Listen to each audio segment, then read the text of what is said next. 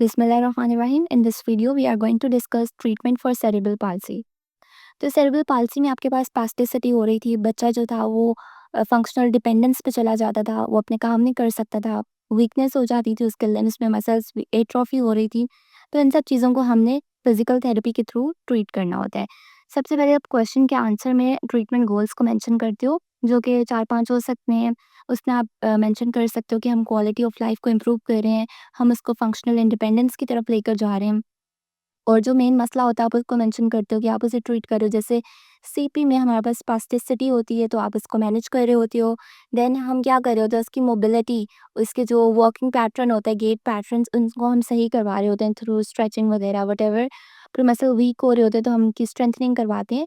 और secondary complication जो कि बेसिकली कॉन्ट्रैक्चर्स बन रहे थे, हम उनको मैनेज कर रहे होते हैं। तो ये 5 हमारे पास ट्रीटमेंट गोल्स आ जाते हैं।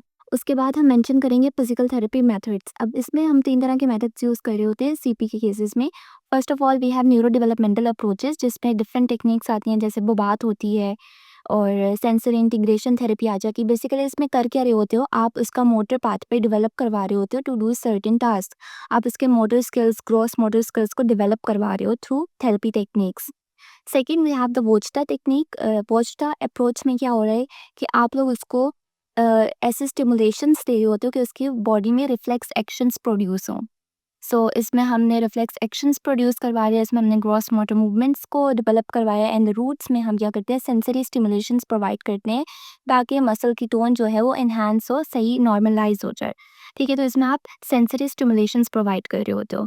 सो these are the 3 physical therapy methods जिनको हम यूटिलाइज कर रहे होते हैं। So next we have interventions. Total हमारे पास 11 इंटरवेंशंस आ जाती हैं जो हम सीपी के पेशेंट्स में दे रहे होते हैं टू मेंटेन योर अचीव और गोल्स। ठीक है, सबसे पहले हम देखते हैं पैसिव स्ट्रेचिंग। पैसिव स्ट्रेचिंग का मतलब है कि जो पेशेंट है वो खुद से नहीं एफर्ट पुट कर रहा, आप फिजिकल थेरेपिस्ट जो है या कोई थर्ड पर्सन, उसके घर में कोई असिस्टेंट है, तो वो इसको मूवमेंट करवा रहा है, जिसकी वजह से उसका मसल स्ट्रेचिंग की तरफ जा रहा है। अब स्ट्रेचिंग के क्या तरीके होते हैं, आप उसकी पोजीशनिंग ऐसे करवा सकते हो। जैसे हमने स्ट्रोक के पेशेंट में भी आपने देखा होगा कि उसकी एक सर्टेन पोजीशनिंग हम बताते हैं कि आपने ये पोजीशन रखनी है कंधे की, इस तरह की। तो इसी तरह सीपी के पेशेंट्स में भी हम पोजीशनिंग करवा सकते हैं। दूसरा, वहाँ पे कोई ऑर्थोटिक डिवाइस यूज़ हो सकती है, स्पेंस यूज़ हो सकते हैं। आगे आप ऑर्थोसिस में पढ़ोगे कि किस किस तरह के ऑर्थोसिस होते हैं टू मेंटेन मसल लेंथ। उसके बाद वी हैव सस्टेन स्ट्रेच। अब एक है पोजीशनिंग और एक है सस्टेन स्ट्रेच, यानी कि आपने कुछ देर के लिए मसल को स्ट्रेच किया, जैसे हम कहते हैं कि 10 टू 60 सेकंड्स के लिए, फिर हम वो मेंटेन करवाते हैं, फिर रिलैक्स करवा देते हैं। तो ये आ जाता है। Next intervention is static weight bearing. अब स्टैटिक वेट बेयरिंग में क्या होता है कि आप उसे सीधा बच्चे को खड़ा करते हो या उल्टा उसे अपने ना फोर लिम्स पे वजन डालने को कहते हो। इसे हम कहते हैं क्वाड्रपल्ड पोजीशन। इसकी मैं पिक्चर दिखाती हूँ, आपको समझ आ जाएगा। देखो, you can ask a child to इस तरह वो प्रोन लेट जाए, ठीक है, बॉल के ऊपर या किसी वेज हम इसको कह रहे होते हैं, कुशन होता है इस तरह ट्रायंगुलर सा, उसके ऊपर हम इसे लेटाते हैं कि उसकी जो वेट बेरिंग है अपने लिम्स पर हो जाए।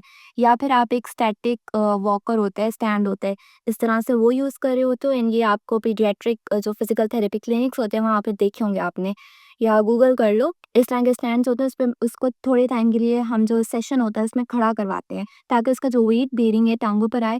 और हमें पता है जब वो वेट बेरिंग करेगा तो ऐसे-ऐसे उसके मसल्स जो होंगे वो एंड्योरेंस की तरफ जाएँगे। और क्या होगा कि अगर वेट बेरिंग नहीं होती तो जो उसकी बोन्स हैं वो ख़राब हो रही होती हैं, वो ऑस्टियोपोरोसिस की तरफ जा रही होती हैं। क्योंकि हमने पढ़ा हुआ है वुल्फ्स लॉ, उसमें क्या था कि जितना आप प्रेशर डालते हो उतना वो ज़्यादा वो सस्टेन कर पाती है, कुछ इस तरह का था। ये थोड़ा हम डेविएट करके मेन से, लेकिन ये आपको कॉन्सेप्ट होना चाहिए ना कि हम क्यों वेट बेरिंग करवा रहे थे। तो पूरा मकसद इसका ये सब कुछ होता है। तो वेट बेरिंग आप किसी भी तरीके से करवा सकते हो, इसके फोर लिम्स पे भी या फिर ओनली लोअर लिम्स पे।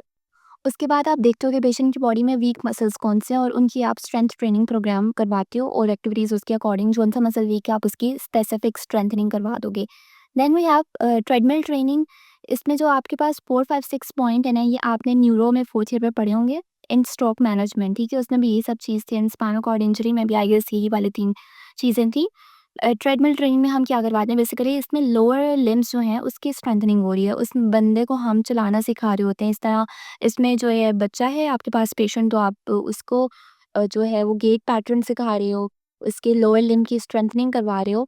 Next we have fifth point जिसमें पार्शियल बॉडी वेट ट्रेनिंग हो रहे होते हैं। बेसिकली इसमें हम ट्रेडमिल पे ही चलवाते हैं बच्चे को, बट साथ में क्या होता है कि उसके हमने ऐसे हुक्स के थ्रू उसका जो वेट होता है ना, हमने उसको उसमें आई गेस मैं अभी आपको पिक्चर के थ्रू ये समझाती हूँ। इसमें हो क्या रहा होता है कि हमने उसके वेट को सारा सपोर्ट किया होता है like this, if you can see it here.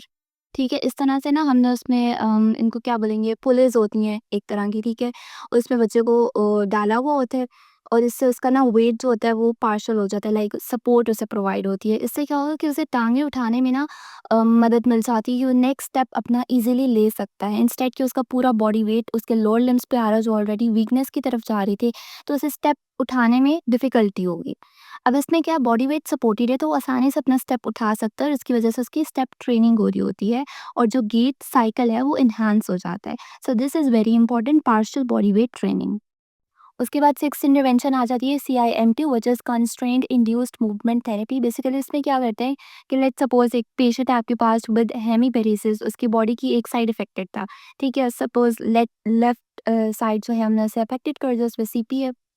तो अब क्या होगा कि हम जो उसकी सही वाली साइड है ना, राइट साइड, उस बाजू को हम कोई चीज़ से रैप कर देंगे या उसे कहीं पर हम कोई उस पे मिट्स होती हैं वो चढ़ा देते हैं, ताकि वो बच्चा सही वाला बाजू ना यूज़ कर सके और बच्चा एफर्ट करे कि अपने वीक हैंड से अपने फंक्शन को करे।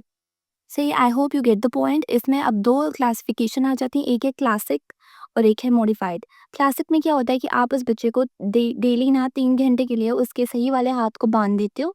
इन सिंपल वर्ड्स ये कह सकते हैं कि हम उसे बाँध देते हैं सही हाथ को और हम कहते हैं कि अब तुम काम करो अपने वीक हैंड से, ताकि उसके मसल्स इम्प्रूव हों और उसका जो है न्यूरोप्लास्टिसिटी के ज़रिए मूवमेंट पैटर्न डेवलप हो। सॉरी। तो वो आपने 2 हफ्ते के लिए करवाना होता है। उसके बाद वी हैव द मॉडिफाइड जिसको वो कह रहे हैं ज़्यादा चाइल्ड फ्रेंडली है, उसमें मतलब इतना ज़्यादा आप घंटे के लिए नहीं करवा रहे, थोड़े फ्रेंडली और इसके लिए करवाते हो जितने दिन में बच्चा आसानी से कर सकते हैं और साथ में वहाँ पर हम कोई मिट्स वगैरह यूज़ करते हैं। And let's see the picture. Uh, यहाँ पर देखिए कि अब ये जो है ये CP चाइल्ड है और इसका जो ये वाला पार्ट है ना बॉडी का, दिस इज़ अफेक्टेड, इसमें वीकनेस है और ये बिल्कुल ठीक है और हमने सही वाले हाथ पे कोई ऐसे डिवाइस लगा दी है कि वो ये यूज़ नहीं कर सकता and she has to use the weak hand, जिसकी वजह से इसके मसल अच्छे से ग्रो हो, इसका कोऑर्डिनेशन डेवलप हो और वो अपने फंक्शनल इंडिपेंडेंस की तरफ जाए। और दूसरी पिक्चर में भी यही हो रहा है। अच्छा, यहाँ तक अभी हमने जितनी भी इंटरवेंशंस पढ़ी उसमें जो स्ट्रेचिंग्स वगैरह थी, वेट बेयरिंग थी, उसमें तो दोनों लिम्ब्स अपर एंड लोअर दोनों लिम्ब्स को हम वर्क कर रहे थे उन पे। बट जब हमने बोला treadmill training and partial body wait, तो इसमें लोअर लिम्ब की स्ट्रेंथनिंग हो रही थी, CIMT में अपर लिम्ब की स्ट्रेंथनिंग हो रही होती है। अब हम आ जाते हैं इलेक्ट्रिकल स्टिमुलेशंस पर। Basically electrical stimulations are used to enhance the body function और साथ-साथ मसल की टोन, मसल की मूवमेंट्स। और इसमें भी हमारे पास 2 टाइप्स आ जाती है, neuromuscular electrical stimulation and the functional. अब इसमें सिर्फ नाम का फ़र्क है, मतलब कि बाकी वही काम कर रहे थे। जो न्यूरोमस्कुलर इलेक्ट्रिकल स्टिमुलेशंस होंगी वो क्या करेंगी, मसल की टोन को एनहांस कर देंगी। जो फंक्शनल होंगी वो आपकी मूवमेंट एनहांस करवाएँगी। तो बस ये डिफरेंस है, बाकी इन दोनों का यही पॉइंट है कि ये स्ट्रेंथ को करवा रही होती है मसल्स की and this is how it is helpful in CP patients. उसके बाद एक और चीज़ आ जाती है जो कि है थ्रेशोल्ड इलेक्ट्रिकल स्टिमुलेशन। अब ये जो ऊपर वाली दोनों इलेक्ट्रिकल स्टिमुलेशंस थी ना, उसमें आपके पास विजिबल मसल कॉन्ट्रैक्ट होता हुआ नज़र आता है जब आप उसे स्टिमुलेट करते हो। बट थ्रेशोल्ड में क्या होता है कि there is no visible contraction and basically इसका एम यही था कि वहाँ पे स्ट्रेंथनिंग वगैरह इंक्रीज़ हो, ब्लड फ्लो उस एरिया की इंक्रीज़ हो जाए। But according to your book जिसमें सारा आपका करिकुलम है हम उसे पढ़ रहे हैं, उसमें जो रिसर्चेस लिखी गई हैं उसमें हमें ऐसा पॉजिटिव रिजल्ट्स इसके नहीं आए। But still it is that type of intervention जो कि आप CP में प्रोवाइड कर सकते हो। Then most importantly orthotic devices आ जाती हैं जो कि आपको आनी चाहिए और नेक्स्ट चैप्टर्स में आप जब पढ़ोगे तो फिर आपको इनके नाम भी आ जाएंगे। सो फॉर नाउ बस आपको ये पता होना चाहिए कि हम अपर लिम्ब पे भी यूज़ कर रहे होते हैं, लोअर लिम्ब पे भी ऑर्थोसिस यूज़ होते हैं एंड स्पाइनल ऑर्थोसिस भी यूज़ होते हैं। अब वर्ड याद रखते हैं, यहाँ पर ऑर्थोसिस यूज़ हो रहा है। ऑर्थोसिस का मतलब है कि बस आपकी जो डिफ़ॉर्मिटी है उसको मज़ीद डिफ़ॉर्म होने से बचाएगा, फंक्शन को नॉर्मैलिटी की तरफ लेकर आएगा। अब अपर लिम्ब में जो आपके पास होते हैं वो आपके रिस्ट हो सकता है, फिंगर ऑर्थोसिस हो सकते हैं, शोल्डर ऑर्थोसिस हो सकता है। एंड लोअर लिम्ब में हम यूज़ करते हैं जैसे कि टो वॉकिंग था, ठीक है, उसके लिए आप एंकल फुट ऑर्थोसिस यूज़ कर सकते हो। नी एंकल फुट ऑर्थोसिस होती है, देन इनकी there are lot of types. जब अभी के लिए बस नोट्स बनाने हैं तो ये नाम लिख लो। जब बहुत ऑर्थो में पढ़ोगे तो फिर आपको इनकी सारी बेसिक फिलॉसफी समझ आ जाएगी, इसका कॉन्सेप्ट समझ आ जाएगा। तो I am not explaining it here. Spinal orthosis में we have a lot of then जो कि हम स्कोलियोसिस की ट्रीटमेंट के लिए यूज़ करते थे। स्कोलियोसिस की जिसमें मिल्वॉकी आ जाते हैं। ओवरनाइट ऑर्थोसिस होते हैं जो कि सिर्फ रात को लगाने होते हैं उन बच्चों को। फिर इस तरह की डिफरेंट काइंड ऑफ ऑर्थोसिस है। अगर आपको पिक्चर देखनी है तो I will show you at the end. Upper limb orthosis जो होते हैं वो इस तरह से दिखने में होते हैं, प्लास्टिक के भी हो सकते हैं और इस तरह स्ट्रैप्स के साथ भी हो सकते हैं।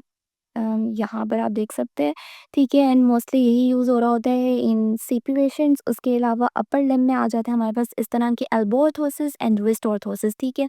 अब इसमें क्या हो रहा है कि जो है ना ये एक पोजीशन स्टैटिक उसकी बना के रखते हैं जिसकी वजह से उसकी जो है वो स्ट्रेचिंग भी प्रोवाइड कर रहा होता है एंड प्रॉपर अलाइनमेंट भी प्रोवाइड कर रहा होता है मसल्स की। इस तरह से भी होते हैं कि अब क्या है, इसमें रिस्ट भी आ रही है और साथ में आपका फोर आर्म भी है। तो ये एक अपर लिम्ब ऑर्थोसिस हो गया।